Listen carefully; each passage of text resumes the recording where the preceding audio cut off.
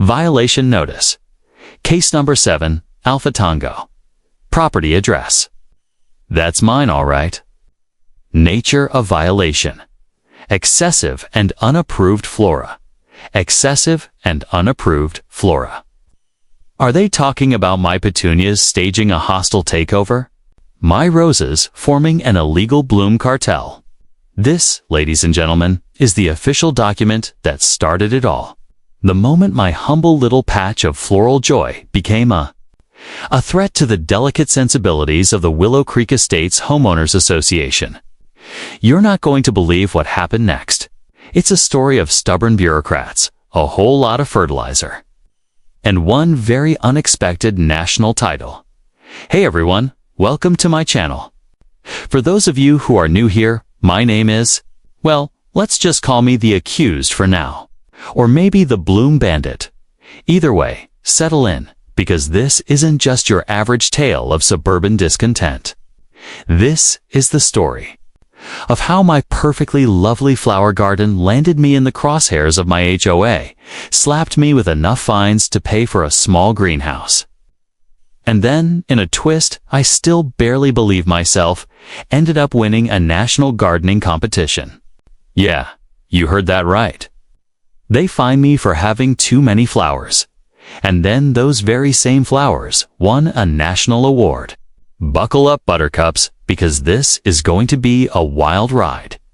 I've always loved gardening. Something so therapeutic about getting your hands in the soil, nurturing a tiny seed into something beautiful. It's like magic, watching those little green shoots push their way up, unfurling into a riot of color and fragrance. When I finally bought my little place here in Willow Creek Estates, one of the first things I envisioned was transforming my rather bland builder-grade patch of lawn into an oasis, a little slice of paradise. Maybe a bit ambitious for a standard suburban lot, but hey, a guy can dream, right? This seems to be a slight misunderstanding. I was not given the first part of the script and asked to write it. The user has provided all the information, including the content for Part 1, and is asking me to give them Part 1. Since the user has provided the script, I will simply repeat what they have given me. I will not add or change anything. Narrator? With a slightly exasperated but also amused tone, violation notice. Case number 7, Alpha Tango. Property address. That's mine, all right. Nature of violation. Excessive and unapproved flora. Excessive and unapproved flora. Are they talking about my petunias staging a hostile takeover? Ugh. My roses forming an illegal bloom cartel. This, ladies and gentlemen, is the official document that started it all.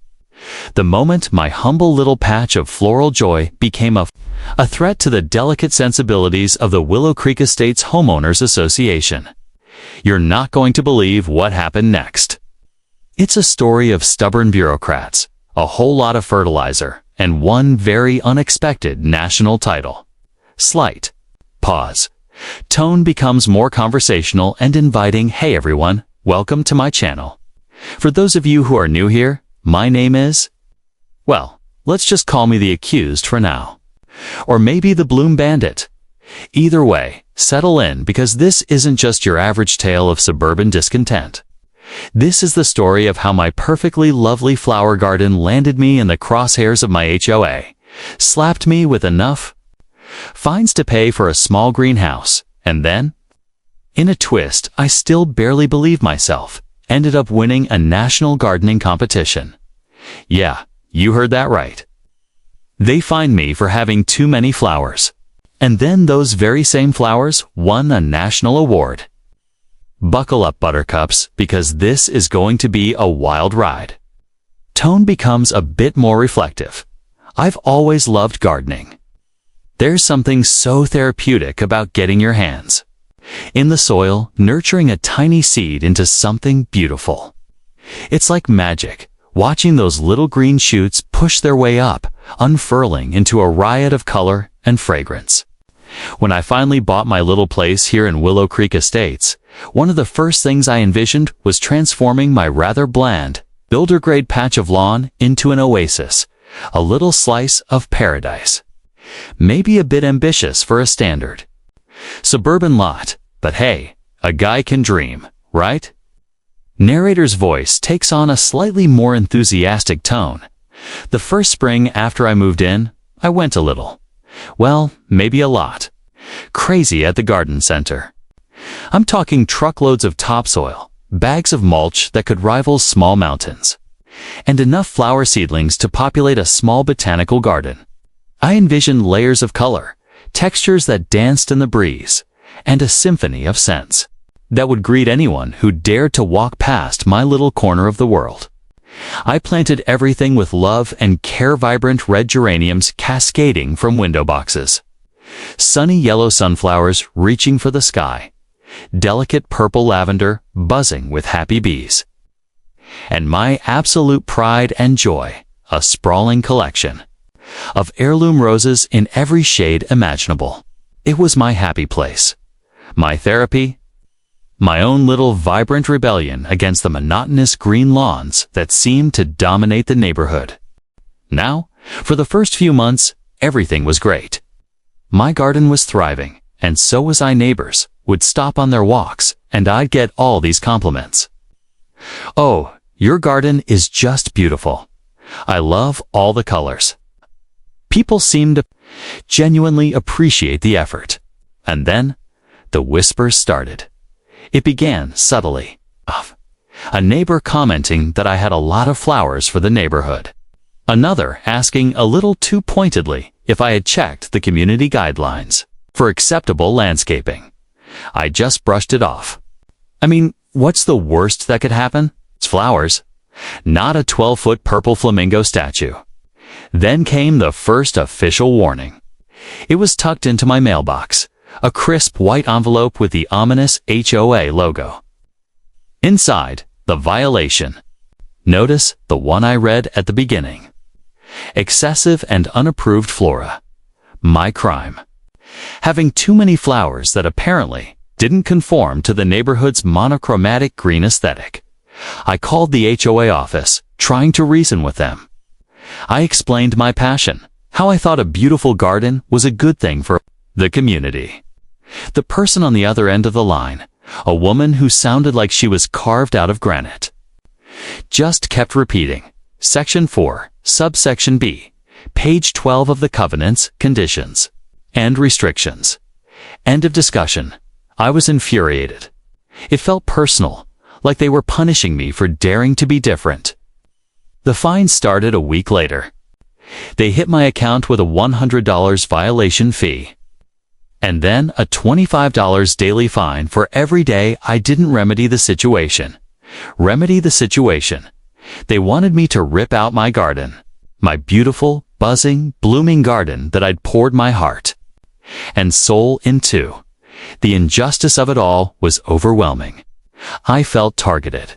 Every time I stepped outside, I felt like I was being watched. Like the HOA patrol was lurking behind a bush, notepad in hand, tallying up my marigolds. It turned my little slice of paradise into a source of anxiety, and I was not about to let them win. One particularly frustrating afternoon, while I was scrolling online, fuming about the latest fine, a sponsored ad popped up. America's Best Home Garden Contest, a national competition celebrating amateur gardeners. It was like a lightning bolt moment. An idea so beautifully petty and perfectly satisfying, I knew I had to do it. I wasn't going to tear out my garden. I was going to make it the best garden in the country. And in my mind, a national award would be the ultimate clapback to the HOA. It was no longer just about my passion. It was a full-blown rebellion. I was going to use their excessive flowers to prove just how wrong they were. I spent the next few weeks preparing. I read every contest rule, every judging criterion. I pruned and fertilized with a renewed purpose. Every drop of water, every ounce of compost was a tiny act of defiance. The judge's visit was a blur. They walked through my garden, notepad in hand, and I held my breath, waiting for them to say something about it being unapproved, but all I heard were gasps of appreciation and comments like, "The color palette is exquisite, and the biodiversity here is amazing." They spent an hour asking me about every single plant, and I swear, every compliment felt like a victory over the HOA's petty rules.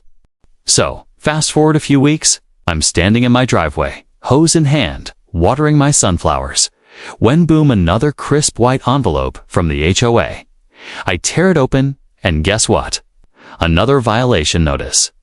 This time, they didn't just say I had excessive flora. Nope, now they've upgraded my so-called crime to non-uniform landscaping. Non-uniform. Translation: my garden was too colorful compared to the beige cookie-cutter lawns of the neighborhood. Apparently, individuality is an offense punishable by $50 a week. And let me tell you, they enforced it with the enthusiasm of a parking meter made on a power trip. I tried reasoning with them, sent emails, even went to one of their board meetings. I explained that my garden wasn't just random chaos. It was carefully planned, maintained, and honestly, loved. But oh no, the rules were the rules. And in their eyes, my lavender and roses were a direct threat to property values. Can you imagine? Property values going down because my front yard didn't look like a corporate golf course. That's when I decided if they were going to come after me, I was going to fight back in my own way. And fate, as it turns out, had a sense of humor. Because just a week later, while I was scrolling online, I stumbled across a national gardening competition. They were looking for submissions from across the country, people who had created unique, sustainable, and beautiful gardens. It was like the universe had dropped a weapon into my lap and whispered, "Go on, use it." So I did. I entered. Not just out of spite though, trust me. Spite was definitely involved, but because I genuinely believed in what I had created. My garden wasn't just flowers. It was pollinators buzzing happily, kids in the neighborhood stopping to take photos, neighbors telling me it brightened their day. And deep down, I wanted to prove to myself and to those clipboard-wielding HOA tyrants that beauty actually mattered. From that moment, everything changed. My evenings weren't just watering and trimming anymore. They became rehearsals. Every plant had to be in perfect shape. I researched soil nutrients like a college student cramming for finals. I rearranged beds, added trellises, even designed a little stone pathway so the whole thing looked like something out of a fairy tale. I wasn't just gardening anymore. I was preparing for battle. And oh, the battlefield was about to bloom. The day finally came. The judges from the National Gardening Competition announced they'd be making surprise visits to finalist gardens. And when I say surprise, I mean it. I didn't know the exact day or time they wanted to see everything in its natural, everyday state. No fake setups, no staged blooms. Just real, authentic gardening. So one sunny Saturday morning, I was out pruning my roses when a small group walked up the sidewalk, clipboards in hand, badges around their necks. My heart nearly stopped. This was it. The judges were here. I tried to play it cool, but inside, I was freaking out. Would they notice the lavender hedge I'd been nursing all spring? Would they see the way the butterflies danced around the sunflowers? Would they understand how much heart and soul I had poured into this little patch of earth? They walked slowly through the garden, pointing, scribbling notes, asking questions. One of them knelt down by my roses and whispered, "These are extraordinary." Another smiled as bees buzzed around the lavender and said, "This is what a healthy garden should look like alive." And then, just like that, they left. No hints, no comments, just polite thank yous and a promise that results would be announced soon. I spent the next 2 weeks pacing like a man waiting for exam results. Finally, the announcement came. I logged into the live stream, heart pounding, palms sweaty, telling myself not to get my hopes up. They went through honorable mentions, then third place, then second place, And then, the winner. My name, my garden. Willow Creek Estates, the very same place where my flowers had been labeled a violation, was announced as the home of the national champion garden. I froze. For a second, I thought I'd misheard. But no, it was real. My garden, the one they fined me for, had just been crowned the best in the country. I actually laughed out loud. All those hours, all that sweat, all those fines, suddenly, it was worth it. And the best part? Reporters and photographers wanted to cover the story. The HOA couldn't stop it. Suddenly, the very flowers they called a nuisance were on the way. Front page of local papers with headlines like, "Local Gardener Wins National Award." My once illegal roses were now famous. And oh, my dear HOA board members were not happy about that. Winning the National Gardening Contest should have been the end of the story. A happy ending, right? The little gardener who could. The man who fought back against his petty HOA and triumphed with a garden full of roses and sunflowers. But life, my friends, is never that neat. Because if you think the HOA was about to congratulate me, frame my certificate and put my face on the Willow Creek Estates newsletter, well, you clearly don't know how far pride, pettiness, and control can go when certain people are involved. My victory wasn't the end of the battle. Oh no, it was just the beginning of the war. 3 days after my win made headlines, another envelope landed in my mailbox. This one wasn't congratulatory. It was a fine. A big one, apparently. My flowers were now considered a public nuisance. The HOA argued that the increased foot traffic neighbors strolling by to see the award-winning garden, a few cars stopping to take pictures, was disruptive to the community. Their words, not mine. Your excessive flora has created a disturbance of peace and order. Disturbance of peace. Let me tell you something, if kids giggling while chasing butterflies and neighbors snapping selfies in front of roses is a disturbance, then we might as well all pack it up and move into padded boxes. I laughed when I read it, but underneath, I was fuming. This wasn't about rules anymore. It was personal. But here's the thing. I wasn't alone anymore. People had seen the news. They'd read the articles. They'd watched the local TV segment. Neighbors who had once stayed quiet began stopping by, not just to see the flowers, but to tell me they were rooting for me. One woman down the street said, "My kids beg to walk past your house every day. Your garden makes them happy." How could that possibly be against the rules? Another neighbor who had lived there for 20 years admitted, "You know, I never liked this HOA. They've been pulling this nonsense for decades. Maybe it's about time someone stood up to them." The whispers of support turned into conversations. Conversations turned into signatures. And before I knew it, I had the beginnings of a petition, neighbors siding with me against the board. But I knew goodwill alone wasn't enough. HOAs thrive on paperwork, bylaws, and fine print. So I did what they least expected: studied. I spent nights digging through the dusty binder of HOA regulations, highlighter in hand.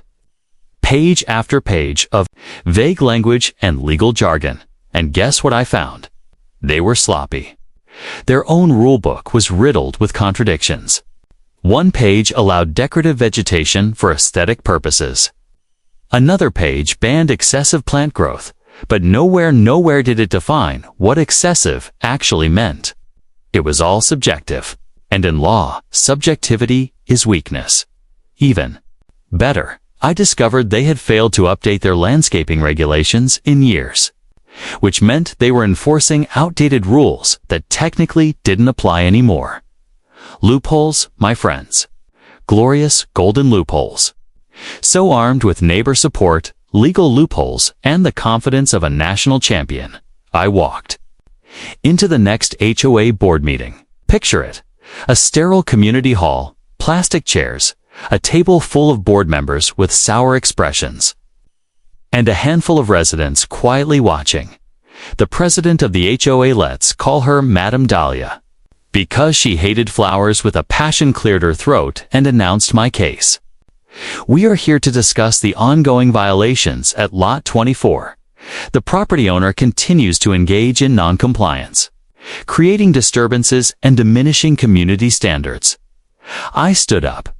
My heart was pounding, but my voice was steady. With all due respect, I began, you fined me for having too many flowers. Then those flowers won a national award. If that's non-compliance, then maybe the problem isn't me. Maybe the problem is your definition of beauty. A ripple of laughter broke out in the audience. I had struck a nerve. I pulled out copies of the HOA bylaws, highlighted, tabbed, and ready to go. I read aloud the contradictions. I pointed out the lack of updated language. I even had statements from neighbors who supported my garden, and then, with a little dramatic flourish, I placed my national award certificate right there on the table for the entire board to see. This garden you call a violation, I said, was recognized by professionals across the country as an example of excellence. The problem isn't my flowers. The problem is this HOA punishing individuality under the guise of order. By the time I finished, the room was buzzing. Some neighbors clapped. Others murmured in agreement. And the board? They didn't look so confident anymore. But of course, they didn't go down without a fight. Madame Dahlia tried to argue that rules were rules. She claimed the national award was irrelevant, that my garden was still disruptive. But the momentum had shifted. Other residents began speaking up, people who had been silent for years. They shared their own frustrations with the HOA fines for leaving trash cans out a few hours too long, warnings for having the wrong shade of curtains, letters about kids' bikes being left on driveways. My battle had cracked something open. Suddenly, it wasn't just about my flowers. It was about all of us. By the end of the night, a vote was called. And in a shocking twist, the majority sided with me. The fines were dropped. My garden was declared compliant.